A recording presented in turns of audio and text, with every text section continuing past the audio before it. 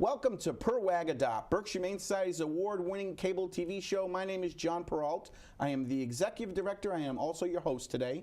And joining me is one of my very long-time friends, Dr. Lorna Grandy, who brings a wealth of knowledge and experience when it comes to the field of animal welfare. Welcome, Lorna.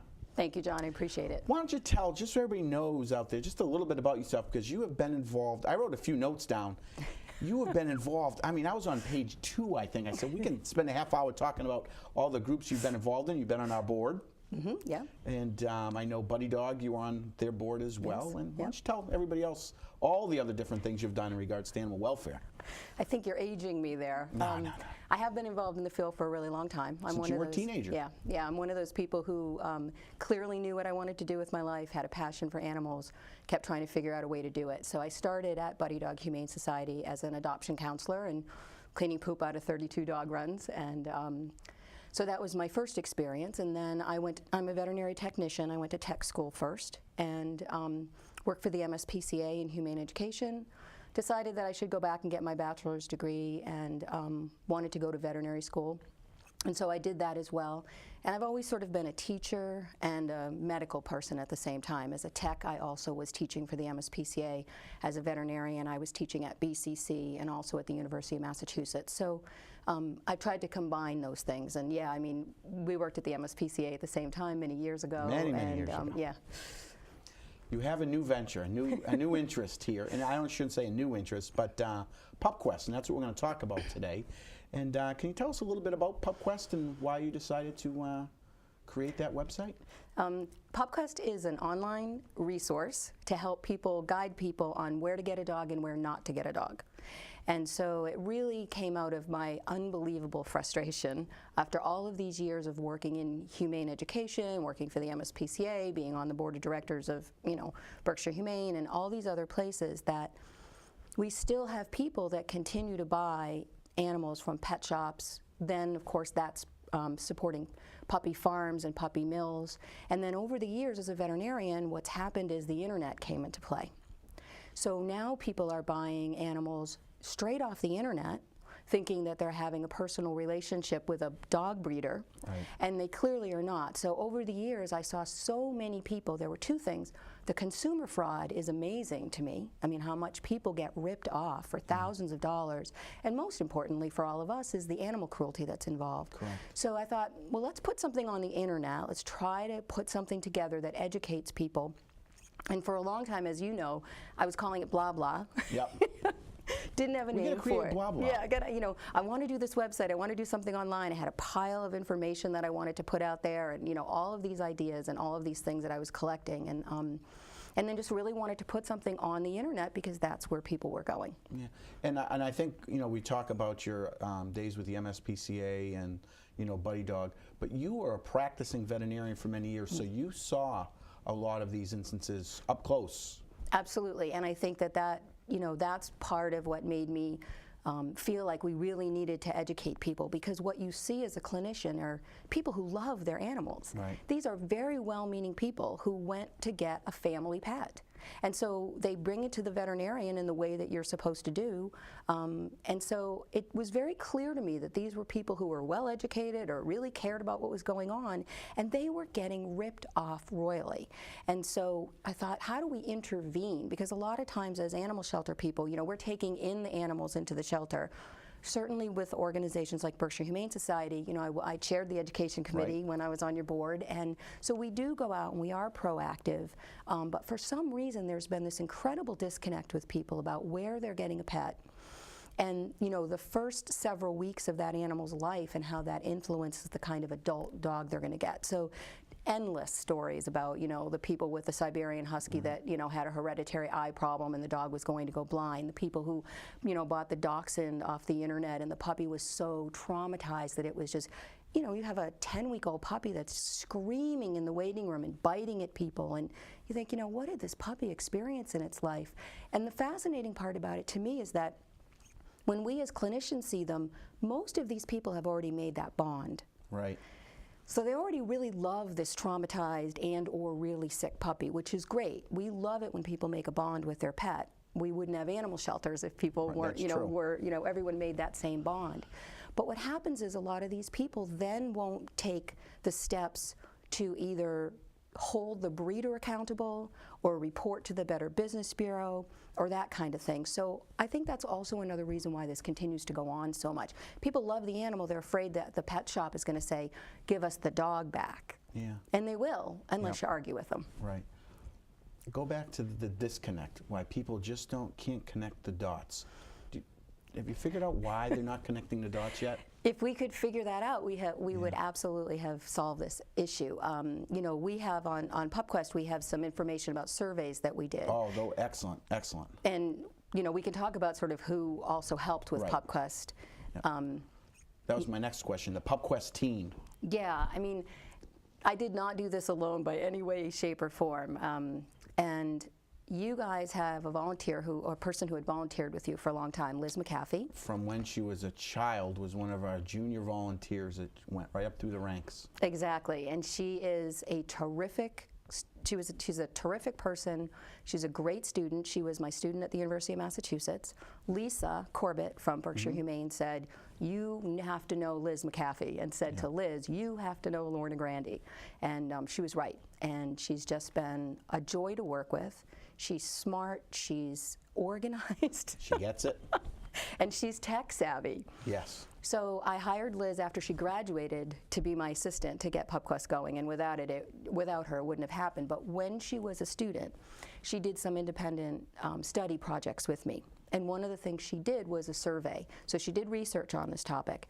And we had surveys at Berkshire Humane and multiple animal hospitals and places to kind of ask people these questions. You know, where did you get your animal? Did you ever think about this? Is it healthy? And so what we came up with was what we thought we already knew, but you want to have the science behind it. Right. The ASPCA did a much larger study than we did and came up with the same information. People know there are puppy mills. They know that the pet shop is not the place to get an animal. People are aware, but they don't connect the fact that when they're on the internet and they're talking to someone who is a USDA licensed dog breeder, which we'll talk about in a few minutes, that's a puppy farm. Yeah. And so they think they're having this relationship with someone, and they ship them a dog. And also in the pet shop, you know, when you walk into a store and some nice young kid who loves animals working in a pet shop because they love animals says, no, our dogs don't come from puppy farms or puppy mills. No, they're all local breeders. I had clients who would say to me, no, the dog came from a local breeder. And the paperwork said Missouri. Yeah. I'm still not making that connect. So it certainly does happen. Let's talk a little bit about the most common places to get a pet, and probably still one of the big ones, Lauren, is the puppy mills and pet shops. And even though what Oprah did 4 or 5 years ago now to bring light to puppy mills and pet shops, they're still out there.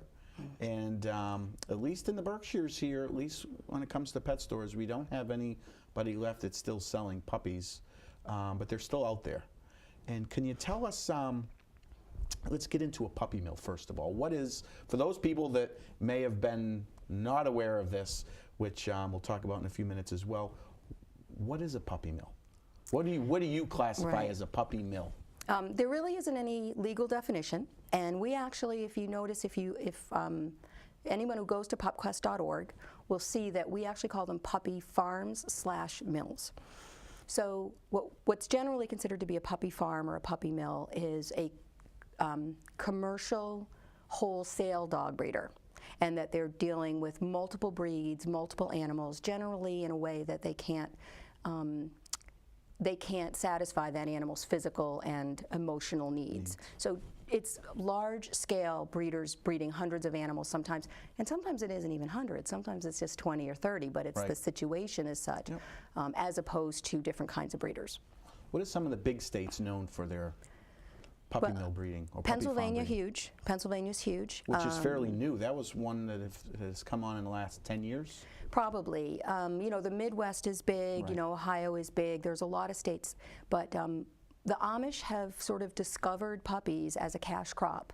So when we think about what a puppy mill is, or the reason we call them puppy farms is because when we think mill, people have in their minds the worst that they could possibly think of. Right. The dilapidated place, and the puppies are disgusting, and the dogs are all filthy, and there's poop everywhere, and that happens. That's absolutely true.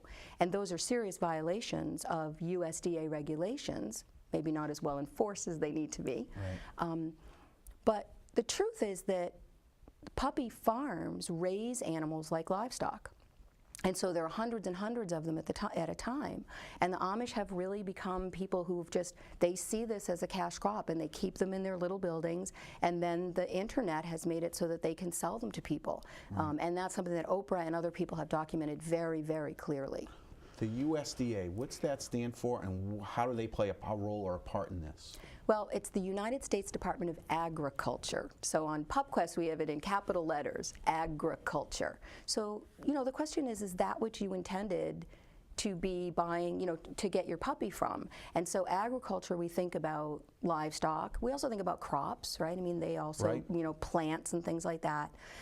And we're not saying that it's okay to treat hogs the way that we do, or it's okay to treat chickens in the way that we do. But we need to know that if you're in the United States Department of Agriculture licensed breeder, it means that you're treating puppies in the same way that people are treating hogs and chickens. Yeah. And when you're looking for a pet, right, you're looking for a companion animal to be part of your family.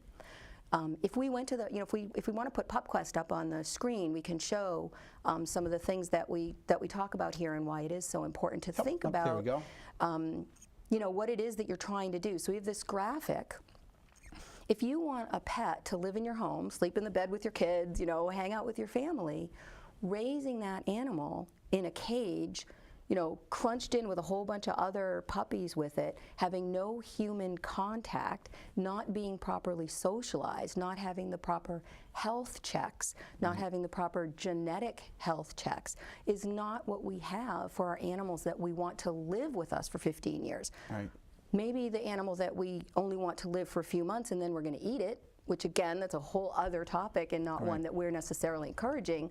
But it's a completely different outcome that we are looking for from this animal. Are all pet shops tied to puppy mills? Good question. I think that there are certainly more and more, there are campaigns now to try to get, so when we say pet shop, we're talking about the retail store, right? So we have the retail store, which is the end person selling to the public. Many of those are now switching over to work with animal shelters and to have animals for adoption. But if they are selling... PetSmart being one of them. And so if they are selling animals to the public, and mom isn't there and there's not an animal shelter involved, then absolutely, yeah, they're affiliated with puppy mills, sure. One of the interesting stats that I saw on your website was that 87% of the people that were polled knew about puppy mills. But still, almost, it was about 16% still purchased their dog from a puppy mill. Right. I have a theory about some of this stuff, and I'd love to do some research someday to show it. I think that those of us who've been in this humane world for such a long time, I'm not sure that we've done as good a job at educating the public in the things that we want them to know. So that's why we created PupQuest. We can always do better. It's hard for me as a person who's dedicated to adoption. All of my animals, have been adopted or literally inherited. I'm dedicated to adoption. I want people to adopt. But statistics are overwhelming that most people don't adopt. They buy a puppy. They purchase a puppy. So we want to always shift the percentage of people that are purchasing more toward adoption. I think that's the most important thing that we do.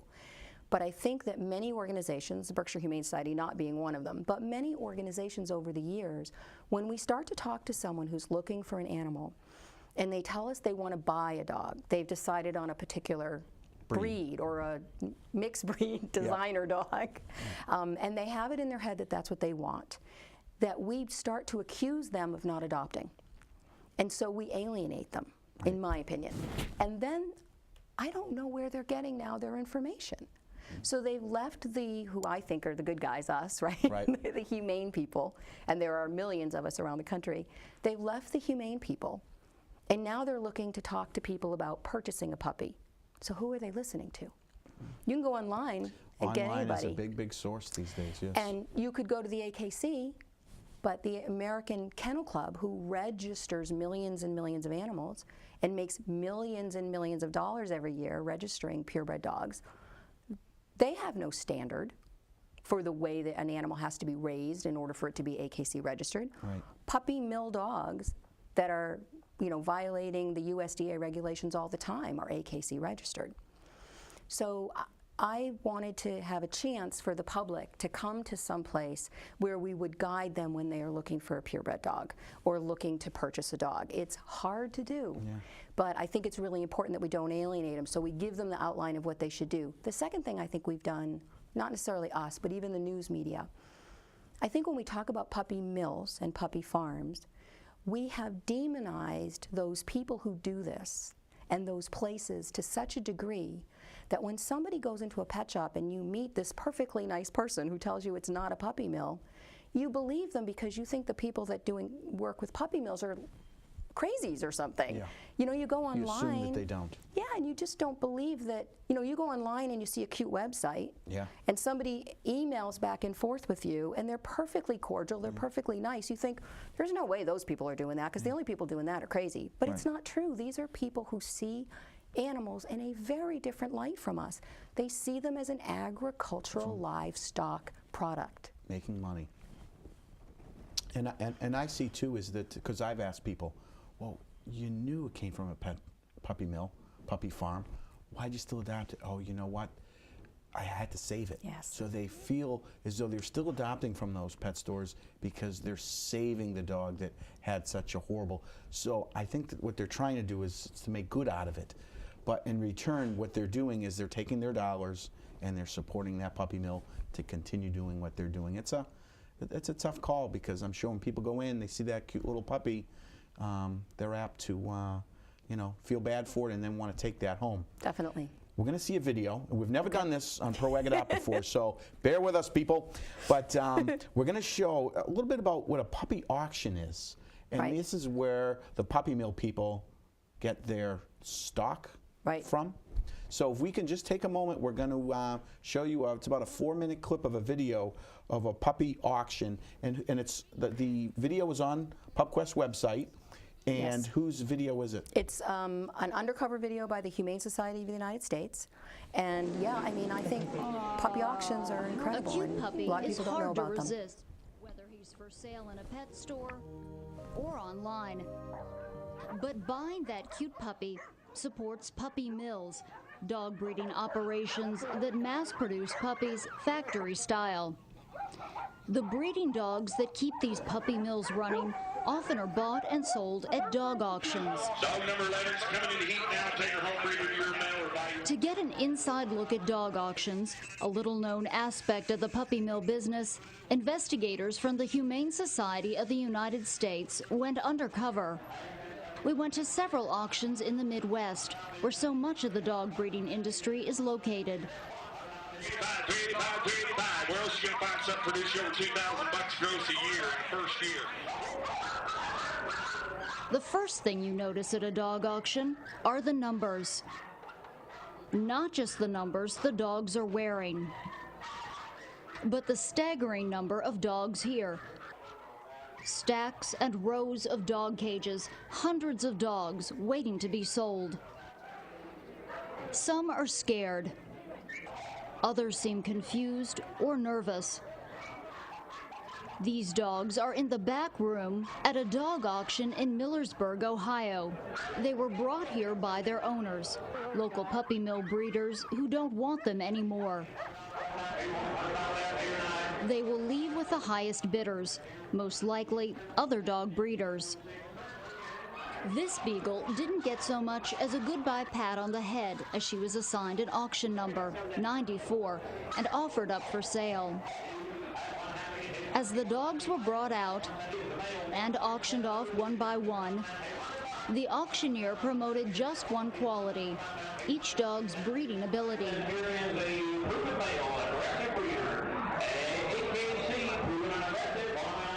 Most of the dogs here sold for a few $100s or more. But remember dog number 94? She sold for just $10. $385 take you 5 years to pay for a cow, take you 6 months to pay for a dog. $385. Apparently, no one cared about the dogs at this Arkansas auction. Many were stuffed into cages too small for them to even sit.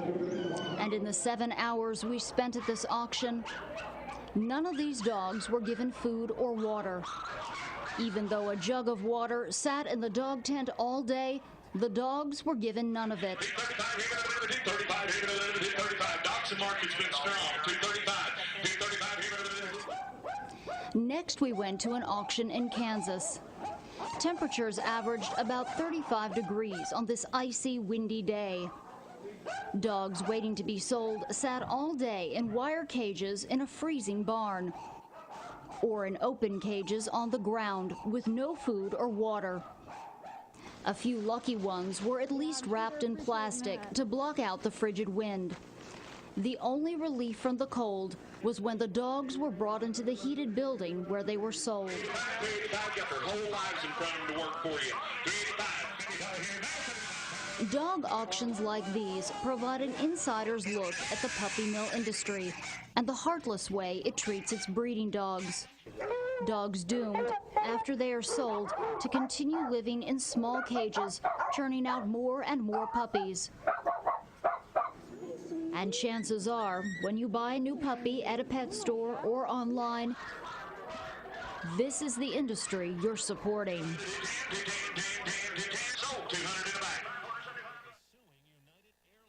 Wow, that was pretty powerful, and I thank you for showing that to us, Lorna. Let's go now. So we talked about puppy mills and pet stores. Another real common place that people decide to get their dogs are from breeders. What is a reputable breeder? And if we can go to the website, back to the website for our viewers out there, I think that would be helpful.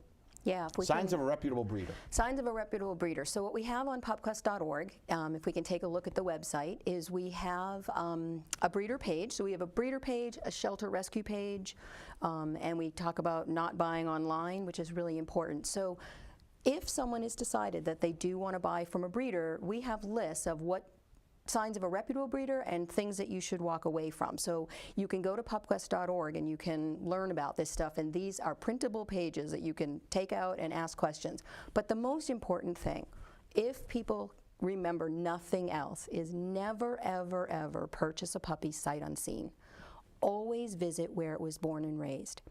Reputable breeders do not sell their puppies to strangers. They don't put puppies during that most critical socialization, sensitive time of their lives and put them on airplanes and ship them to strangers. Reputable breeders do not do that.